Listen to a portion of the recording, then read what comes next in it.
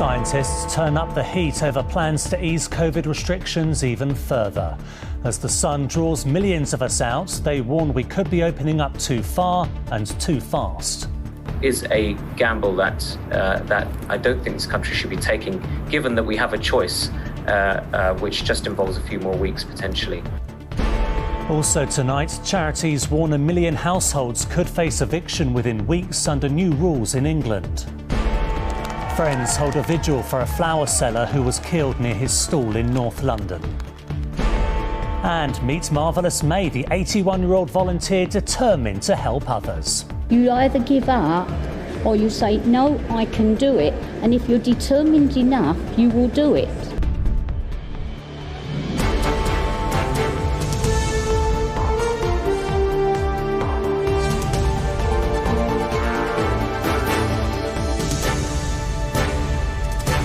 This is ITV News with Duncan Golestani. Good evening. On the hottest day of the year so far, millions of us have been taking advantage of the bank holiday break to bask in the sun. But as we enjoy the relaxing of lockdown rules, scientists have voiced concerns that plans to ease things further could be too much too soon. Tonight, scientists are calling on the government to delay easing lockdown by a few weeks as coronavirus cases continue to rise. Sangeeta Lal has the latest. A bank holiday like this doesn't come round often. Many hope it's the beginning of the end as Britain navigates its roadmap out of lockdown. But some worry it could make the journey out of this pandemic even longer. Something no one here wants to see happen. It's lovely. We've brought our lunch out, so we've sat and had a lunch, and now we're just having an ice cream. I mean, my baby's been in lockdown. She hasn't really seen the outside world, so it's good.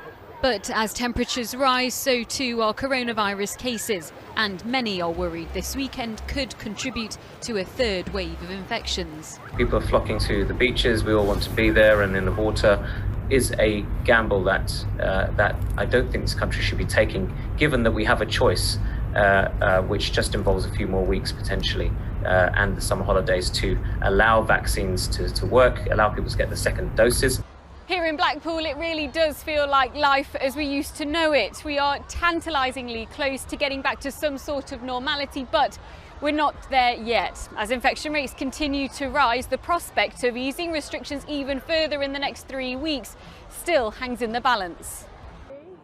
Now the race is on between vaccine and virus, with the government aiming to give all over 50s like Joanne their second dose before restrictions are eased again.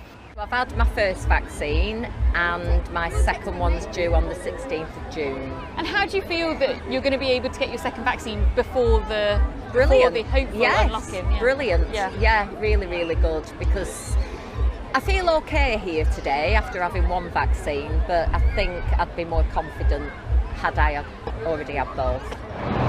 For many, this bank holiday has given people a taste of life before coronavirus. But scientists warn easing restrictions too soon could be a turning point in the country's progress. Sangeeta Lal, ITV News.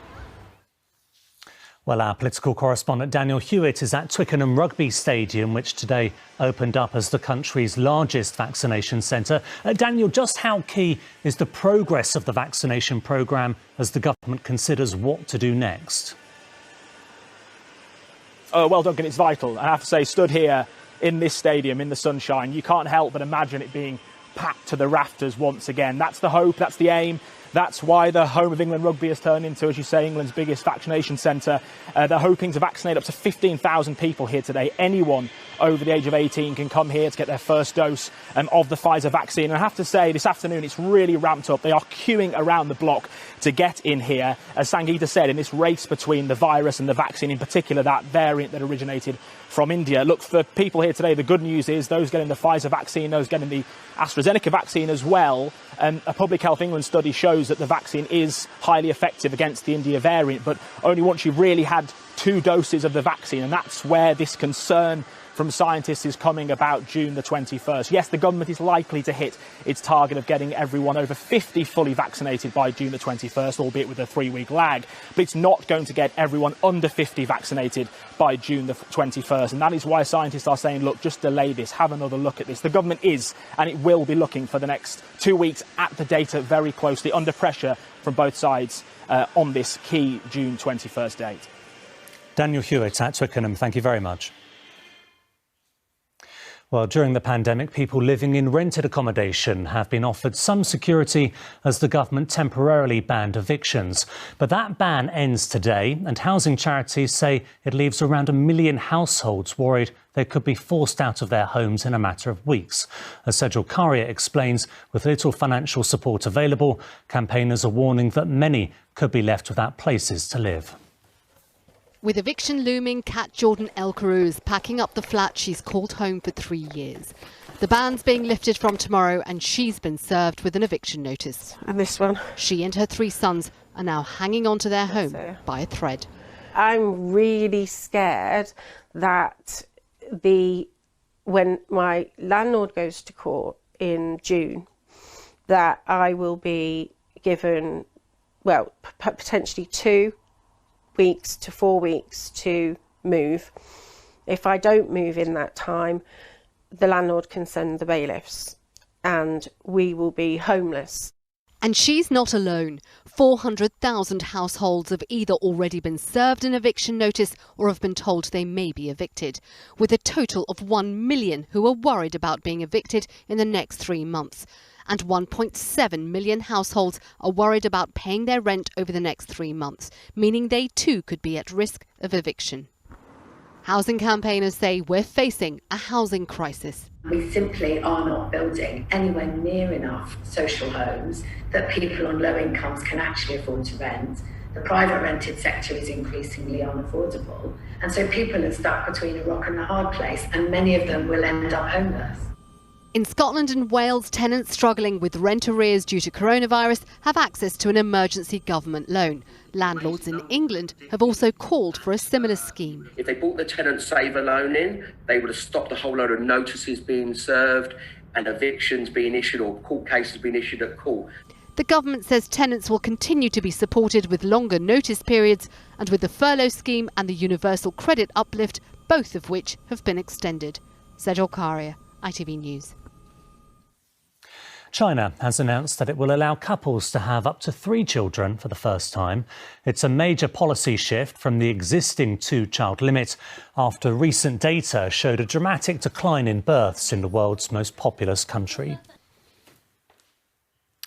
Hundreds more Afghan interpreters and their families are to be allowed to settle in the UK amid fears for their safety as international troops prepare to leave the country. The Home Secretary called it a moral obligation, but campaigners argue there are still too many gaps in the scheme, leaving those who helped British forces at risk.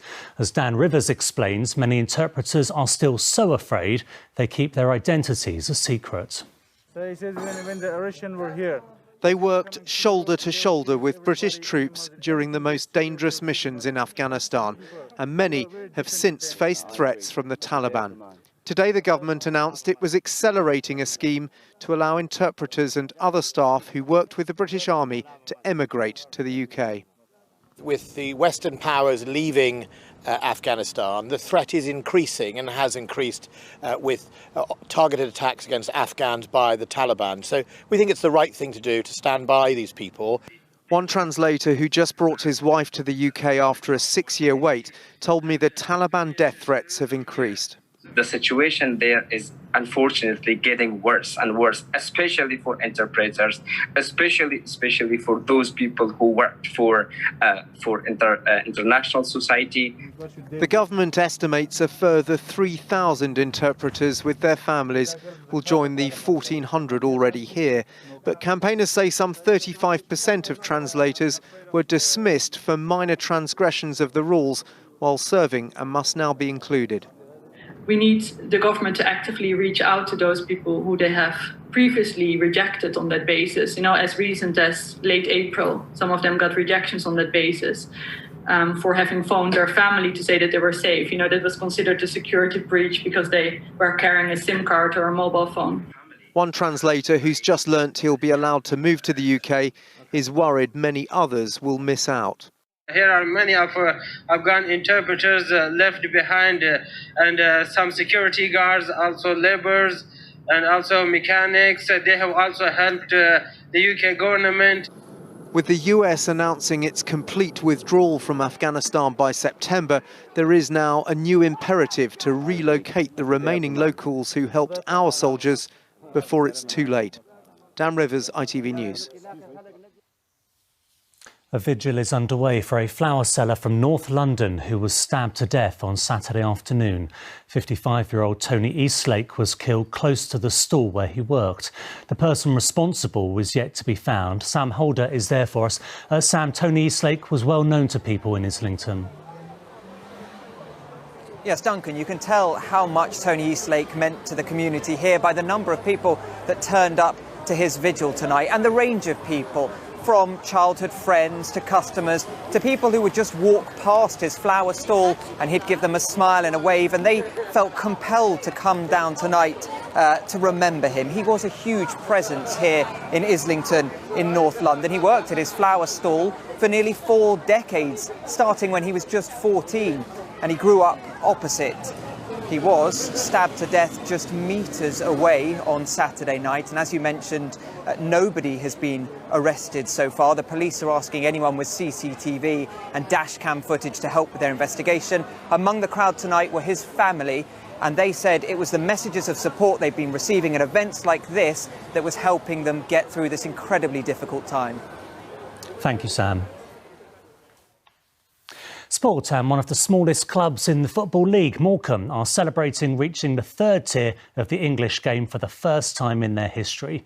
The club, who were rank outsiders at the start of the season, beat Newport County in the League 2 playoff final 1-0 at Wembley, thanks to a penalty in extra time from Carlos Mendes Gomez.